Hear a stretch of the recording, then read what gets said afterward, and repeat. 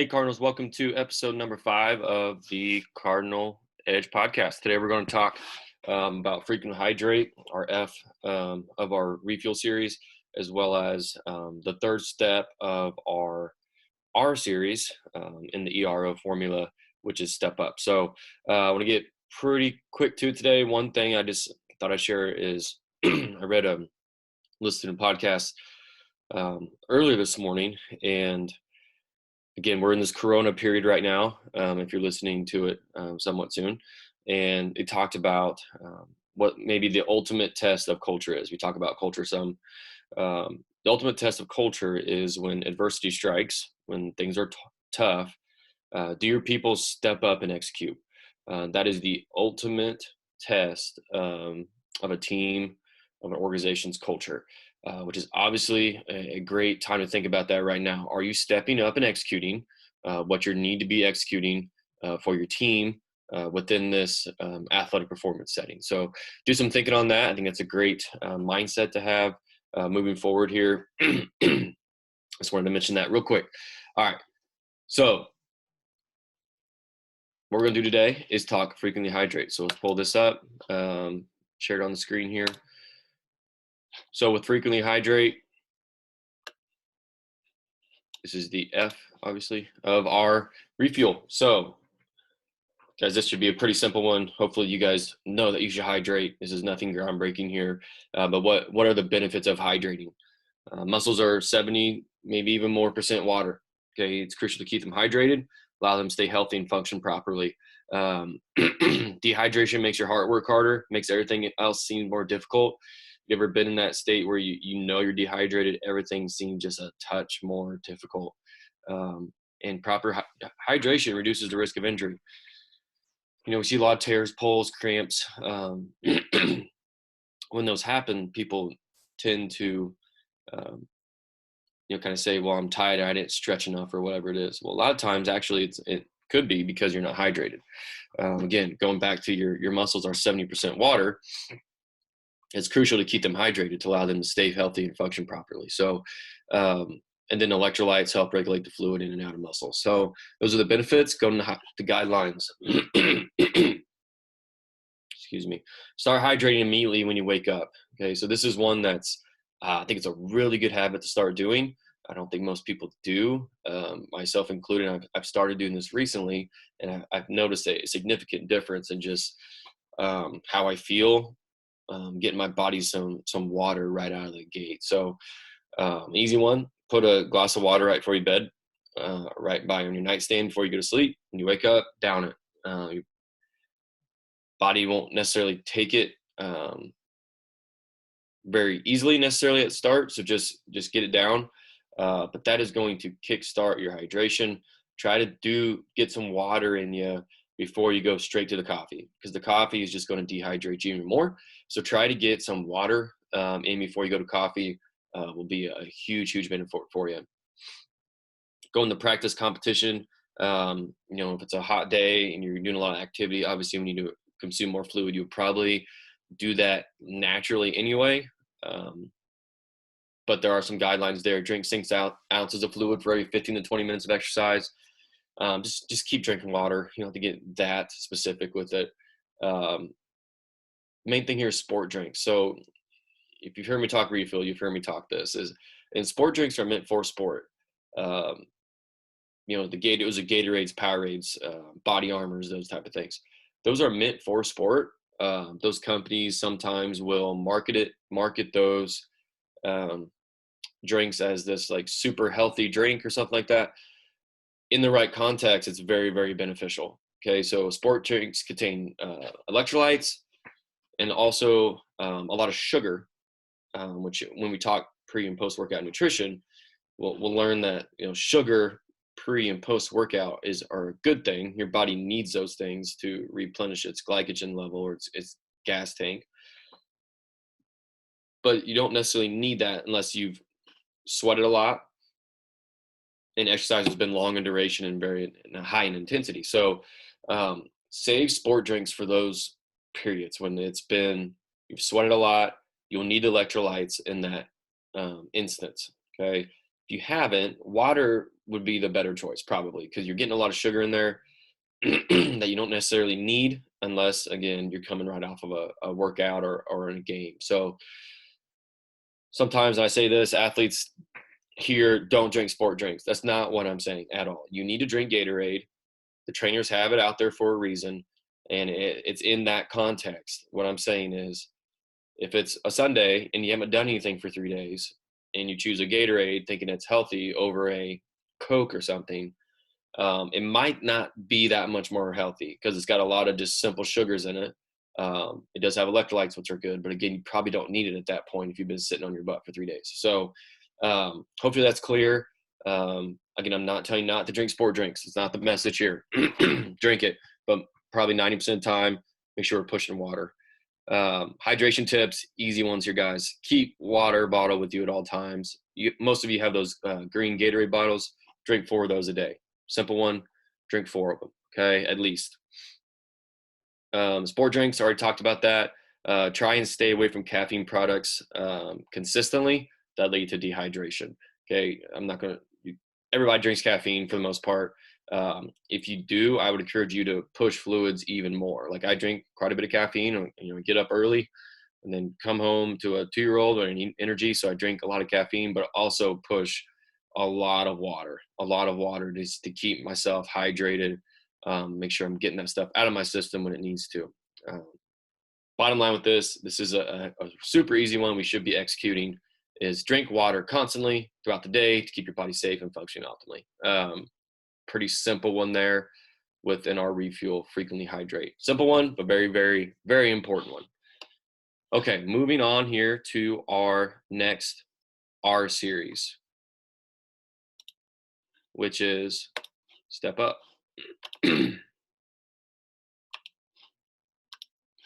So looking at this, we've had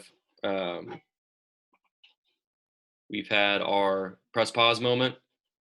We've got our mind right. We talked about that last week. Now we're on step up. Again, if you have not watched the previous 2 episodes, you need to give you better context of what we'll be talking about with this step up. So please do that if you have not. And again, this is from the Focus 3 guys. Tim and Brian Kite are the owners of this information that we're talking about here today. Okay, so step up. We've gained clarity because we pressed pause. We've got out of a counterproductive emotional state, and now we are into a productive state. Now this is the action side. Okay, we can sit here and think about these things all day. Okay, but at some point you got to move and act. Okay, so and produce. So that's what step up is today. Purpose of step up: do what is necessary in the given situation. Okay, so it is your job to identify the disciplined R options, get moving on one, then adjust and adapt. Okay, so which adjust and adapt we'll talk about next week. But it's your job to identify those disciplined R options, and you do that by what? Pressing pause and getting your mind right. Okay, it all flows together here. It's a dynamic system. Okay, so when you step up and act, you need to continue to press pause and get mind right. It's not just a one-time thing. It's a continual thing that happens throughout events, before and after events. It's a continual process. Okay, and then in the step up, it's named this way because stepping up, like a step up in the weight room, suggests strain, work, it suggests those things. It's not an easy thing. Okay, you have to fight and do the disciplined responses to get the outcomes you want. Okay, so this is not an easy thing. This is difficult, but we're giving you the tools on how to do it. So the mechanics with this, stepping up takes courage. And courage means not absent of fear. Okay, so a lot of people think courage means I'm not afraid of anything. That's not it. Everybody's got fears. Everybody's afraid of stuff. Courage is simply that what's inside of you is greater than that fear. So you have this internal strength leads to these external actions. Okay, stepping up takes courage a lot of the time. Think of some situations where you've had to really step up to a moment, to a person, to something. That takes courage, right? Okay, and here's some examples on what else takes courage. Say no to destructive emotion. We talked about emotions last week. on the going back to this. It is your job to decide if the emotion you're having should be acted on. Okay, saying no to emotions that we're having that should not be acted on is important. Self-awareness, that takes courage to know, like, I'm not very good at this, or I am good at this, or I didn't treat this person right, or whatever it is, or I'm at fault for that. Admitting when you're wrong, saying sorry, forgiving someone, patience, holding high standards, change, facing adversity. These are all situations that take courage. Okay, they might scare you, but being able to step up to those things. There's a lot of things that you're facing right here. Holding high standards when amongst change and adversity is something that every athlete in the nation, in the world, is challenged with right now, because your world's been disrupted. Okay, it takes courage to step up to those realities. So how do we do that? How do we step up? This is very, very simple. Okay, step up now, win the moment. It's the only one available to you is the one right now. Okay, it requires self and situational awareness. Just have 5 minutes of focus in a moment, 5 at a time. Okay, so just focus on, if you think about all the stuff you got to do today, it could be really overwhelming, right? How about you just win the next 5 minutes? Get moving on something. Go back to this, press pause, find out what's important, find a disciplined response, and get moving on it for the next 5 minutes. Be really disciplined the next 5 minutes. That's all we're asking. 5 minutes of focus. You can do that. Okay. Step up every day. So this is winning segments. Segment day into disciplined chunks. Stack wins together. So you stack those 5 minute sections together. And here's the reality. If you focus for 5 minutes, more than likely, you'll just keep going, right? For at least 10, 15, 20, maybe 30, maybe up to an hour. However your attention span can hold. Okay. Then I'm not saying you can't take breaks. Take breaks. Okay. But then stack winning segments on top of each other. Okay. So that is what leads to winning a day, right? Daily disciplined behavior repeated is on the path towards where we want to go. This is simple stuff. This is not just their idea. If you read a lot of people's like keys to success or winning or culture or whatever it is, they all have a commonality, and this is one of them. Okay, is what disciplined, successful people do is they do little things repeated every single day. Disciplined behavior repeated over time leads to big results. Okay, that's what this is. Step up now, step up every day. Step up to the predictable, number one. Okay, number three. This is prepare. Don't be surprised. Be prepared for predictable situations. What's interesting is there's a pattern of events that happen in our lives, right? So you should never be surprised by things that happen to you repeatedly, but people do, right? So think about traffic. People say you work in downtown Kansas City, you got to drive up to Liberty at 5 o'clock every day. You're going to hit traffic, right? That's predictable. But how many people continually every single day get road rage and mad at the traffic, like they're surprised by it, right? So step up to the predictable moments. When you get in that car, know, like, okay, I'm going to hit traffic today. Let me prepare for that. Let me put this in the ERO context. What the outcomes I want of this. I want to get home safely. What are the responses I need to get that outcome? Prepare for it. Don't be surprised by things that are predictable. Think of some stuff that happens in your day at Jewel that are predictable. Don't be surprised by it. Prepare for it and act accordingly. Okay, then step up to adversity. That's training, right? Okay, you will rise or sink to the level of training. That's the reality. You're not going to just, I think there's some belief with some of our athletes that they're just going to turn on game day, that the weights doesn't matter, practice doesn't matter. I can just kind of go through the motions and do whatever I want. Maybe you're the best person on the team, and I'll just turn it on come game day. That's not how it works. I mean, it's just not. We've seen that in the results a lot of our teams are getting. You will rise or sink to the level you're training. That's why everything we're doing, from practice to weights to film sessions, is so important, is because you are going to rise or sink to the level of training and preparation. So when that event is really hard, your response will be to whatever you've trained for and whatever's on your heart. Okay, so you better be You better be ready for it. This is really interesting right now. Okay. So if you're listening to this right now, currently in the Corona period, when the event is hard, this is hard, right? You're doing online classes, probably you're in your home, nothing to do, or maybe you have a lot to do. I don't know. But you've also got this training that we're laying out for you, and whatever the sport coaches are as well, that you could not do. And we probably wouldn't know. We find out eventually when we finally get back to campus. But you can trick everybody, say you're doing it or whatever. Um, because it's really easy to not do those things right now, right? It's really easy to watch Netflix all day. It's really easy to do those things because no one's in your ear making you do anything. No one is, okay? So your response to the situation is going to be whatever you've trained for so far. So if you're struggling with that, okay, your commitment level is really low. It's just let's call it for what it is, okay? But if you're excelling in this environment right now, you prepared for it. It's on your heart that you want to be the best you possibly can be.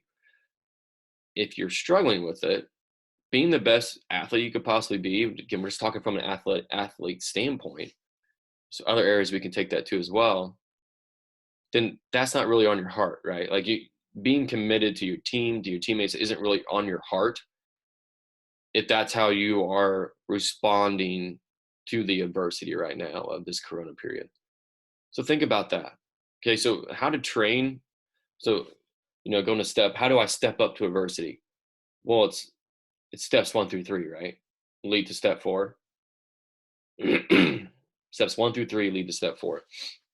All right, so I love that one.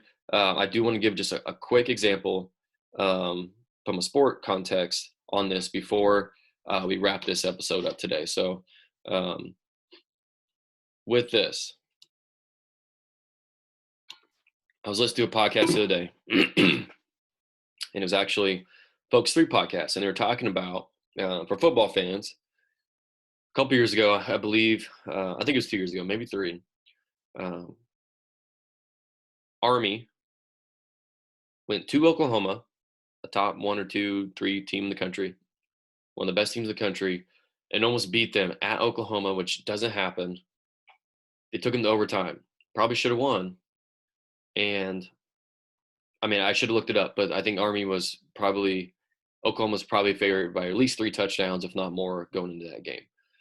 So you look at that and like, man, how does Army, who was these big underdogs, come into Oklahoma, which is a really tough place to play, and almost beat them, right? At Jewel, just imagine yourself in that context. If you're a Jewel athlete, I'm sure you've been in that context before. You're up against a really good opponent, maybe on the road. You know what that feels like, right? It's almost like, man, I don't know how we're going to do this. Okay, so what these Focus 3 guys on the podcast think about or went to Army and talked to their coach. How did you guys almost beat Oklahoma? And what they did was these step-up mechanics. And that's what I want to talk through real quick. So they talked about this right here. With step 1, winning the moment, okay? What they got their guys to believe in is winning the moment. Because if you just look into going into the big picture in that game, can Army beat Oklahoma? Man, that seems like a really tall task. Okay, but they break that down into winnable segments. So what they got the guys to believe in is I'm not asking you to go in and to beat Oklahoma. I'm asking you to go in and just do your job and win in the moment. So offense has the ball. Their challenge was, can you, which fits their game plan, can you gain 3 yards on this play? Well, that seems much more doable, right? Much more doable than, hey, go beat Oklahoma. No, can you get 3 yards on this play?